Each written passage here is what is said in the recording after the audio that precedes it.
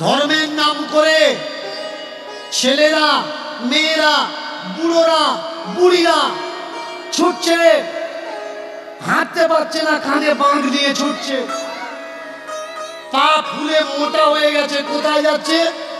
শিবের মাথা।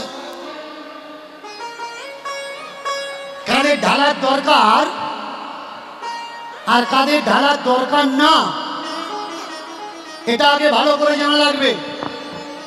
আজকে তাকিয়ে দেখুন, পুরো হিন্দু সমাজ ব্যবস্থাপনা নষ্ট কারা করছে?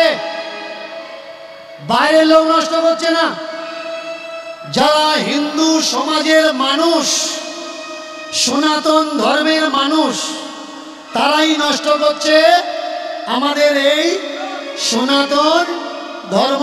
এগুলো বেঁধে দাও, বেঁধে দাও। আমাদের এই সনাতন ধর্ম সর্বপ্রথম শুনুন, এ কটা গ্রন্থে বলা হলো, যদি কোনো শূদ্র জাতির মেয়ে, যদি কোনো নিজ জাতির বউ, বৌমা, মেয়ে শিবের মাথায় জল ঢালে, তাহলে সে নরকগামী হবে। জানতেন আগে যে শিবের মাথায় জল ঢাললে নরকে যাবেন? জানতেন না। কেন জানেন না?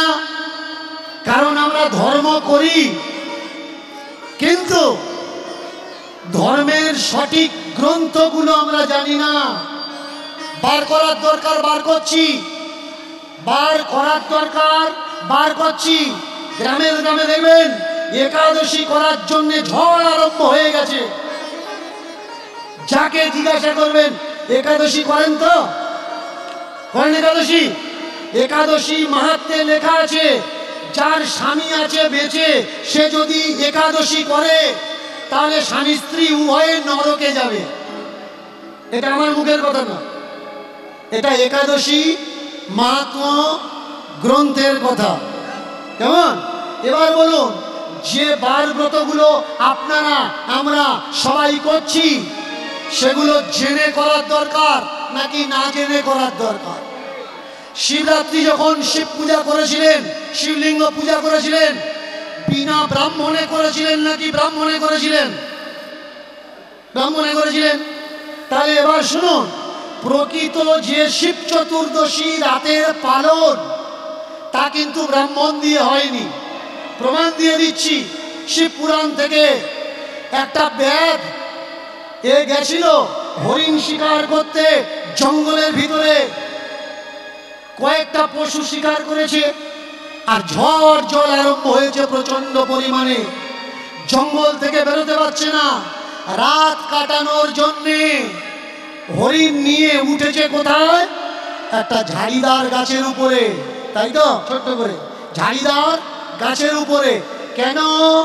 কারণ বাঘ ভাল্লুক সিংহতে যাতে তার ক্ষতি না করে। গাছের উপরে উঠেছে, সেদিন ছিল ঝড়ঝড়ের রাত, আর ওই গাছের নিচে শিলারূপী শিব, পাথররূপী শিব নিচে ছিল। যতবার বজ্র বিদ্যুৎ হয়েছে, ভয়ে যখন ঝাঁকুনি দিয়েছে, গাছের উপর থেকে পাতা নিচে পড়েছে। এবার আপনারা বলুন, গাছের বেলগাছ ঝাঁকা দিলে কচি পাতা পড়ে নাকি পাকা পাতা পড়ে? ঝাঁকা দিলে কখনো কচি পাতা পড়ে কি? পড়ে না। আপনারা যারা শিবরাত্রি করেছেন, কচি পাতা দিয়ে করেছেন না পাকা পাতা দিয়ে করেছেন? পাকা পাতা। এবার মন দিয়ে শোনো, সেদিন ছিল ভয়ঙ্কর রাত। ওখান থেকে ও যে ভয়ে পাতাগুলো পড়েছে নিচে শিলার মাথায়, মাঝখানে কোনো ব্রাহ্মণ ছিল যে বল ওম নমঃ শিবায় স্বস্তিনা বিল্লপত্র দদাত বলেছিল? বলেনি। ও ভয়ে ঝাঁকা দিয়েছে, পাতা পড়েছে, ওতেই ওর পুণ্য হয়ে গেছে। মানে শিব পূজাতে ব্রাহ্মণের কোনো প্রয়োজন নেই।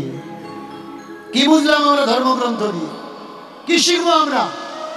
আমরা যেটা শিক্ষা সেটা কেউ শিখছি না, আমরা যেটা নেওয়ার সেটা কেউ নিচ্ছি না। ধর্ম কি? এই যে ধর্মগ্রন্থ, এগুলো কি? এগুলো জীব শিক্ষার জন্যে। যেমন মেনে চলুন, আমরা কাঁঠাল কিনি, বাজার থেকে কিনি, তো কাঁঠালের পুরোটা রান্না করি, কাঁটাগুলো তো বাদ দিই ইঁচড় রান্না করার জন্যে। মেনে চলুন, আমরা পাকা কাঁঠাল কিনলাম, পাকা কাঁঠাল বাজার থেকে এনে আমরা পুরোটা খাই কি? তার নাড়ি ভুড়িগুলো বাদ দিই। তাহলে ধর্মগ্রন্থ মেনে চলুন, একটা রামায়ণ, একটা মহাভারত, একটা ভাগবত, একটা গীতা, একটা পুরাণ যদি আমরা পড়ি, তাহলে পুরোটা গ্রহণ করছি কেন?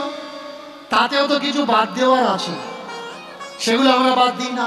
কত বড় বড় গালগপ্প দেখুন, কত বড় বড় গালগপ্প।